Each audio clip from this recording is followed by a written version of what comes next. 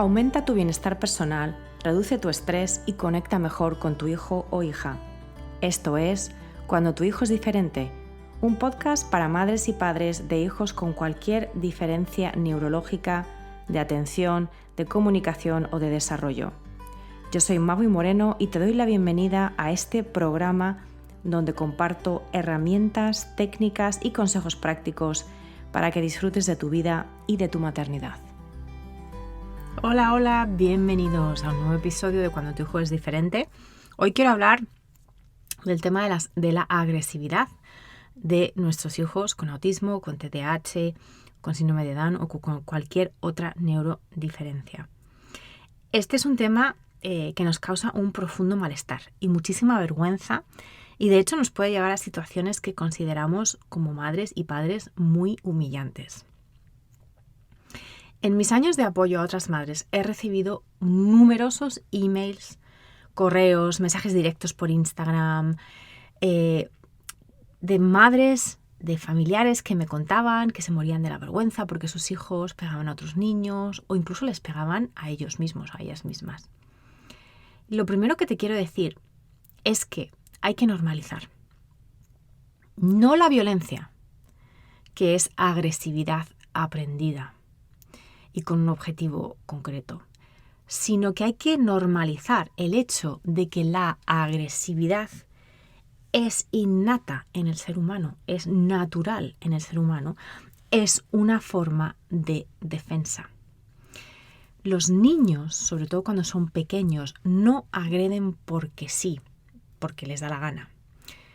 Agreden como forma de defensa, también como forma de comunicación, de una emoción intensa o de un deseo intenso, también como forma de protegerse ante los avances de otros niños, otras personas que ellos sienten como amenazantes y ante las dificultades del entorno en ese momento. O sea que la agresividad en los niños tiene muchas funciones diferentes, pero en esencia es una función de defensa y de comunicación de necesidades propias. Es una respuesta natural ante el entorno. Y esto es así antes de que se vuelva un comportamiento aprendido y que se haga a propósito y estratégicamente porque se ve que tiene buenos resultados. ¿De acuerdo? Entonces es muy importante entender que en su origen es algo natural, pero que dependiendo de la respuesta del entorno se puede volver un hábito, se puede volver un comportamiento aprendido y de nuevo utilizado de manera estratégica.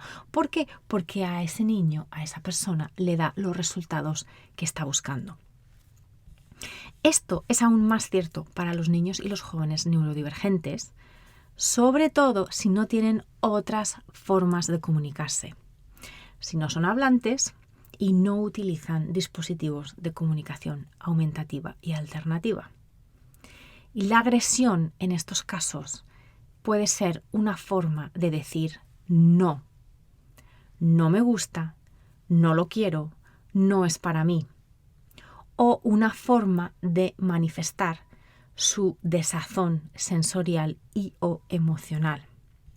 Estar en un lugar con demasiado ruido o con luces que molestan o básicamente estar sobrecargados sensorialmente.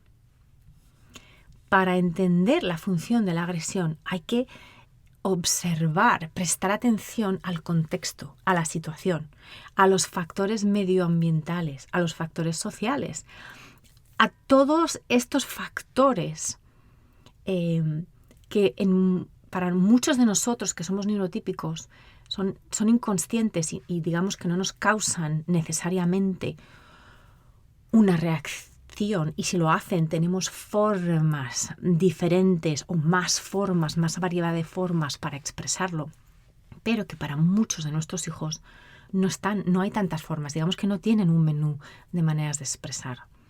También puede darse el caso de que haya agresividad, haya agresión, cuando estos niños o jóvenes tienen dolores y molestias físicas. En este caso, de nuevo, también hay una función de comunicación que simplemente no estamos percibiendo. Entonces, con todo esto, te quiero decir que hay que conocer bien el perfil sensorial y emocional de nuestros hijos. ¿Qué cosas les molestan más? ¿Qué les puede hacer de disparadores para emociones intensas que les puedan llevar a la agresión física, tanto propia como ajena?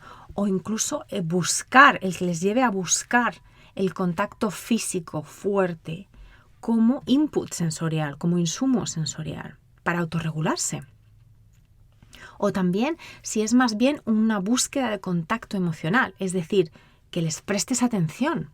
Porque te puedo asegurar que las madres y padres prestamos enseguida y de manera infalible atención a nuestros hijos cuando pegan. Es decir, que de alguna manera les estamos, entre comillas, premiando por pegar, al darles lo que en ciertos casos buscan, que puede ser atención. Entonces, hay que ser detectives. No vale decir solo pegar está mal. Hay que entender por qué ese niño está pegando y qué mensaje de alguna manera o qué objetivo o qué función está intentando, qué necesidad está intentando satisfacer con esa agresión. Muchas madres preguntan sobre este tema por lo bajito, con grandes dosis de vergüenza. Y sin embargo, ya digo que es un problema o es un comportamiento bastante común en la infancia en general y en la neurodiversidad en particular. Y seguramente cuando lo comentamos vamos a darnos cuenta de que no somos las únicas que tenemos este problema o que hemos tenido este problema en algún momento. Muchas otras madres, muchos otros familiares, padres, van a decirte yo he tenido una situación similar, aunque no sea exactamente la misma, aunque no sea el mismo patrón. Así que vamos a quitar toda esta vergüenza y toda esta sensación de que de alguna manera el que nuestros hijos peguen es un fallo nuestro, personal. Quitemos eso a un lado, porque eso no nos sirve y además nos hace sentir de alguna manera, si cabe, más victimizados aún por la situación. Recuerda que la conexión con los demás viene de la vulnerabilidad. Tenemos que estar, por supuesto, listas y sentirnos suficientemente bien para abrirnos y contar tal vez algo que nos duele mucho, que nos da mucha vergüenza, pero a menudo merece la pena. Recuerda que no estás sola. Recuerda que no es un defecto tuyo, personal, ni tampoco de tu hijo.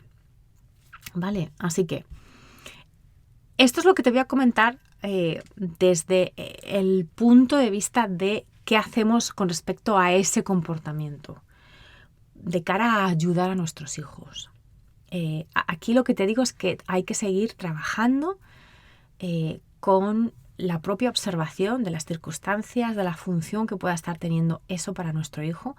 Y si constas de ayuda, si tienes ayuda de terapeutas, pues muchísimo mejor, para que también ellas te ayuden a entender por qué se da esa agresividad. Es un trabajo conjunto de detective, de entender las necesidades que se esconden detrás de esa agresividad. Entonces, encontrar ese porqué es fundamental para poder modificar el comportamiento de raíz. Y de nuevo, no estamos hablando solamente de modificar en el sentido conductista, de rebajar el síntoma o de hacer que ese síntoma vaya por otra vía, sino de entender que nuestro hijo está intentando comunicarse. Entonces, de esa manera, identificar cómo ampliar su repertorio de comunicación y también cómo satisfacer necesidades emocionales que tal vez estamos pasando por alto. ¿De acuerdo? Así que enfocarse siempre en esa necesidad emocional está ahí, hay que descubrir cuál es y hay que darle herramientas para que la pueda comunicar de otra forma.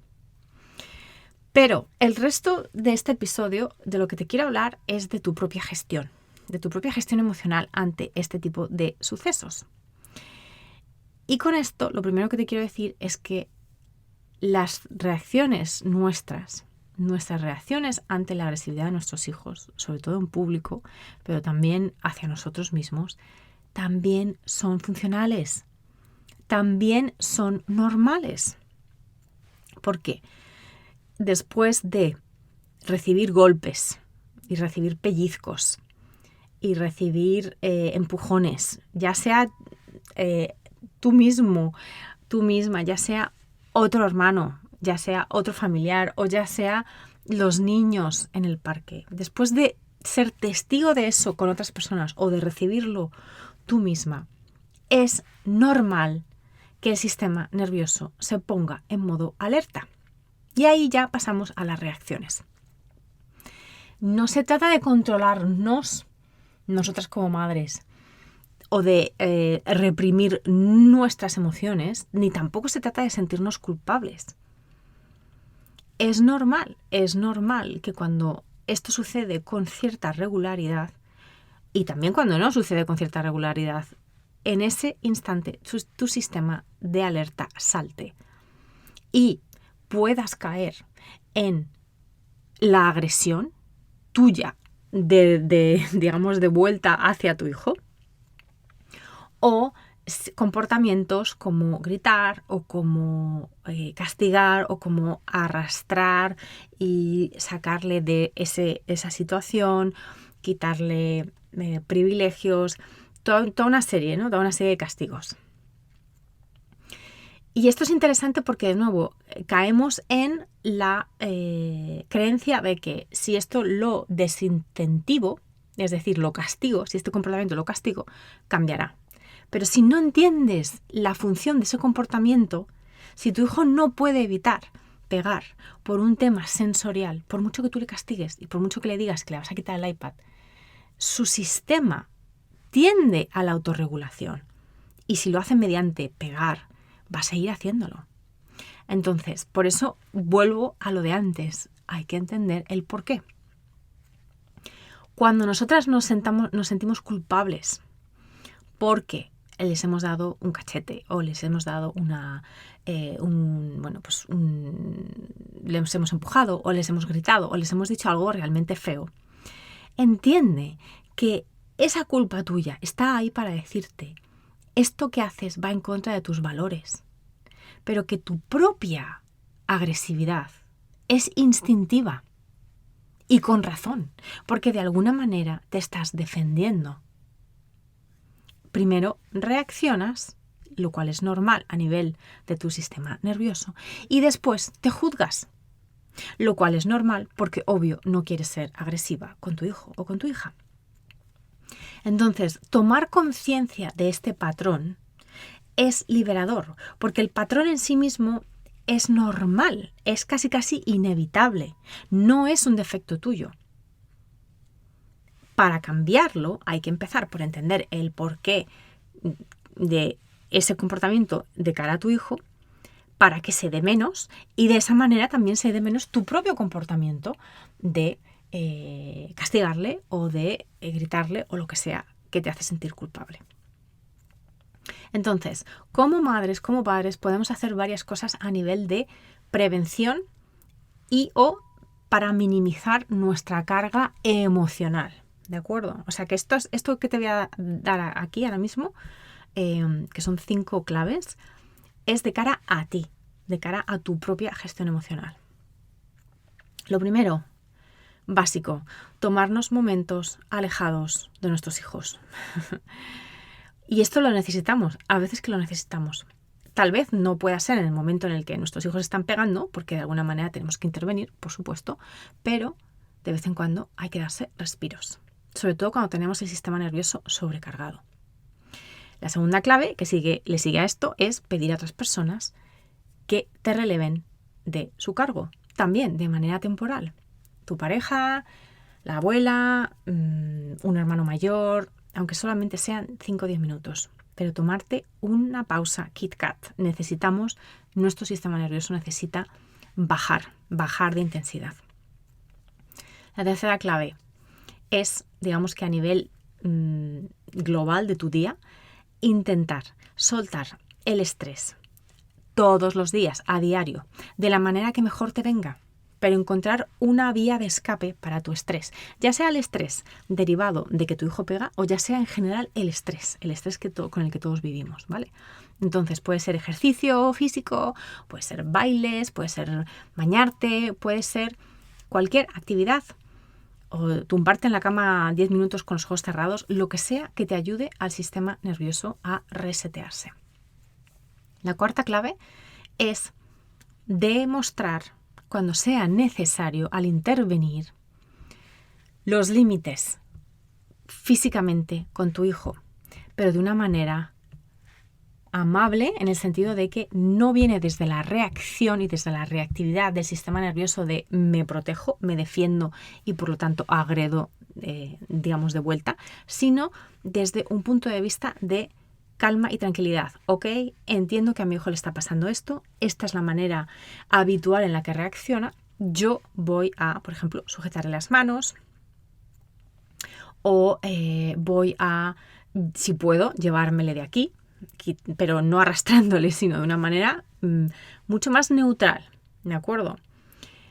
Esto se debe intentar si te sientes tranquila o con buenos recursos emocionales, porque si no, el peligro es entrar de nuevo al ruedo, al círculo vicioso de caer en el estrés, y cuando caemos en el estrés, pues empezamos nosotras a devolver esas tortas o esos golpes o esos gritos o esas malas maneras. Y aquí estoy hablando de contención física, pero también estoy hablando de contención emocional. Si tu hijo o tu hija siente que estás presente con él o con ella, con firmeza, sosteniéndole, apoyándole en su crisis, pero al mismo tiempo con calma, con una presencia, digamos, sólida, eso seguramente le va a ayudar precisamente también a desescalar esa situación. Y la última clave, la quinta clave que te quiero dejar es cuando tu hijo te pide, ya sea de manera hablada o con señas o con comportamientos como pegar o como coger cosas o como quitarle cosas a otros niños, y eso no es lo adecuado o eso no es lo que se puede dar en ese momento o tú no quieres dar, cuando te pide algo en el supermercado y no quieres dar con todo el derecho del mundo, es importante ofrecer alternativas. Sea lo que sea, ya sea algo físico, tangible, una cosa que quiere del supermercado, o ya sea que quiere ver la televisión, o ya sea que quiere ir al parque, ofrecer siempre alternativas. Explicar, ahora no, pero en 15 minutos. Puede ser retrasar, o puede ser esto no, pero si quieres puedes tener esto. Todo esto tiene que ver con aumentar su capacidad de comunicación y también su sensación de que tiene derecho a decidir algo, por lo menos, ¿de acuerdo? Y a no desempoderarles totalmente a nuestros hijos, que es lo que suele pasar en este tipo de situaciones, porque lo vemos como otra forma de castigo. Pues ahora te quedas sin nada, y te quedas sin postre, y te quedas sin esto, y te quedas sin lo otro. Poder decir, ahora no te puedo dar esto, ahora no te quiero dar esto, pero te lo doy después. O hoy no, pero si quieres podemos hacer otra cosa. Así que recuerda, tú no tienes la culpa y tampoco la tiene tu hijo. Es una situación compleja que requiere de mayores habilidades comunicativas en tu hijo y también requiere de mayores habilidades de gestión emocional en ti, contigo misma. Necesitas pensar en tu bienestar como en una cuenta de banco para no andar en números rojos. Porque si estás en números rojos, en cuanto haya una crisis, vas a reaccionar de manera que luego te vas a arrepentir. Entonces, hacer algo todos los días que libere estrés, que te ayude a volver el sistema nervioso a un estado neutral y entender que tu hijo necesita también lo mismo. Y la última cosa que quería comentar en este episodio es también la importancia de entender que esto no tiene por qué ser permanente. Este tipo de situaciones, aunque se den durante muchos meses o incluso años, no tienen por qué ser permanente, mientras que estemos ayudando a nuestros hijos a adquirir esas habilidades de comunicación y mientras que estemos entendiendo la función de esa agresividad. Y darse cuenta de esto ayuda mucho. De hecho, conozco a muchos casos de niños que tuvieron temporadas de pegar mucho y de ser muy agresivos y que al ir desarrollándose sus capacidades de comunicación y de regulación emocional, dejaron de pegar. Dejaron de pegar sin aparente solución mágica en el entorno o en los abordajes, ¿de acuerdo? Entonces, no perder la esperanza de que esto es función de su estadio de desarrollo y, por supuesto, que dar siempre las herramientas que consideremos necesarias en base a esa observación y ese trabajo de detective para entender la función de esa agresividad.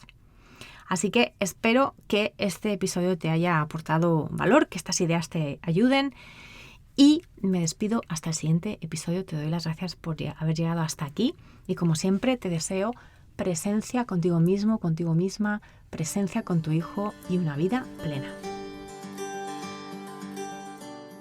Gracias por escuchar Cuando tu hijo es diferente.